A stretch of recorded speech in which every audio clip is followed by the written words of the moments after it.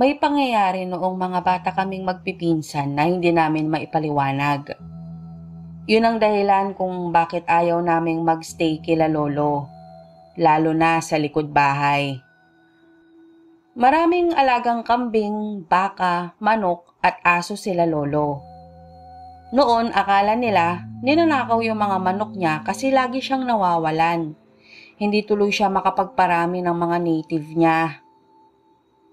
Isang araw, dinala kami nila mama doon kasi fiesta. Tapos makiki-alumni sila nila uncle. Maaga pa noon, mga 9:00 pa lang ng umaga.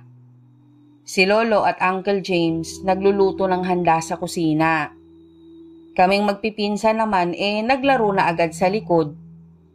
Una, nagtaguan kami, tapos habulan. Hanggang sa mapagod kami, inutusan namin si Kara, yung pinakabata sa aming magpipinsan, na kumuha ng malamig na tubig sa loob.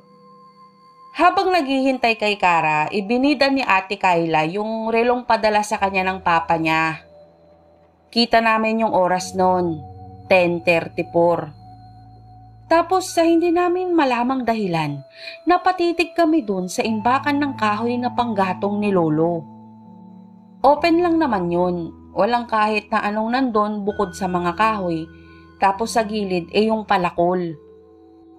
Ang naaalala ko nun, biglang tumahimik. Hindi na namin rinig yung boses ni Lolo at Uncle, pati yung tunog ng mga hayop at mga kapitbahay na nagluluto din. Tapos, dumaan si Brutus, yung alagang Belgian ni Uncle James. Dumaan siya dun sa harap ng imbakan ng mga panggatong. Nung mapatapat na siya sa gitna, ang kita na lang namin sa kanya yung kalahati niya.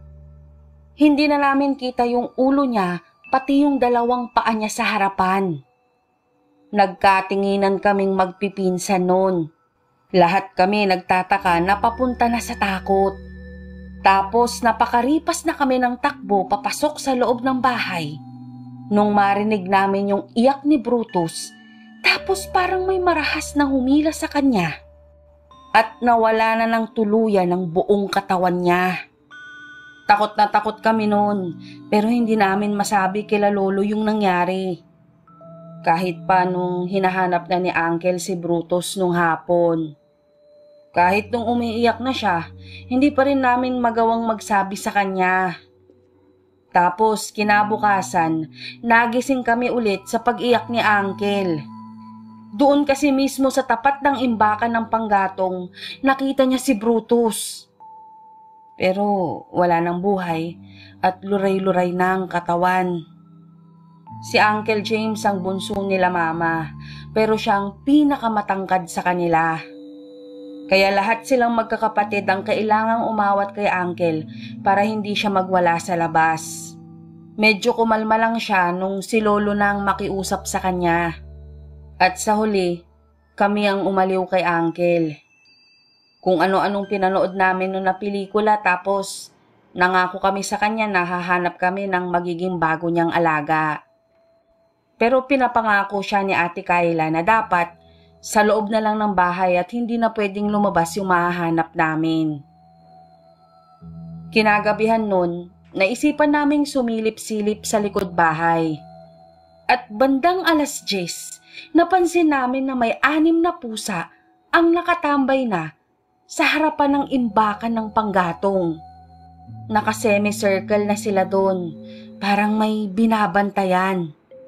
At hindi kami nakatulog ng gabing yun nung makita naming eksaktong 10:34 ulit na mula sa kawalan, may napakalaking kamay na may mahahabang mga kuko ang lumalabas. Pinipilit naming tawagin yung mga pusa. Kinakawayan namin sila. Kasi ayaw naming marinig kami nung nilalang na papalabas. Pero alam namin na kaway lang naman ang ginagawa namin . Hindi talaga kami mapapansin ng mga pusa.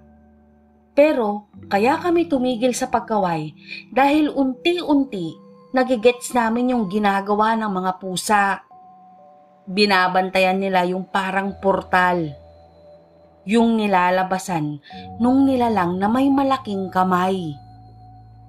Sabay-sabay kasi silang umangil at bigla na lang nawala yung malaking kamay.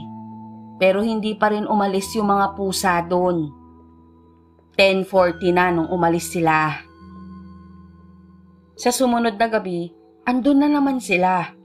Kaya sa murang isip namin nun, alam na namin na may idadagdag na kami sa bagong aalagaan ni Uncle James. Mga pusa. Nung mag-high school na ako, madalang na ako makadalaw kila lolo. Medyo panatag na rin ako noon na wala nang makalulusot sa kung anumang portal na yon. Dahil naparami na ni Uncle James yung nahingi naming pusa nila Ate Kyla. Hindi na rin nawawalan ng manok si lolo. Kasi nakabantay na yung mga pusa ni Uncle James. Hanggang ngayon, hindi pa rin namin alam nila Ate Kyla kung kaninong mga pusa yung nakita naming nagbabantay nung gabing unang beses naming makita yung malaking kamay. Pero kasi, kahit na marami ng pusa si Uncle James, hindi pa rin umaabsent yung mga ujing pusang yun sa gabi. Tuluyan na sanang mawawaglit sa isipan naming magpipinsan yung tungkol doon at kay Brutus.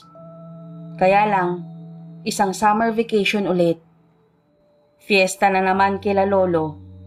Ginising ako ni mama at minadali akong magbihis. Tumawag kasi si Auntie Maylene, mama ni Cara, na kila lolo sila at umiiyak si Auntie. May kumuha raw kasi kay Cara at narinig daw nila ang sigaw nito na humihingi ng tulong.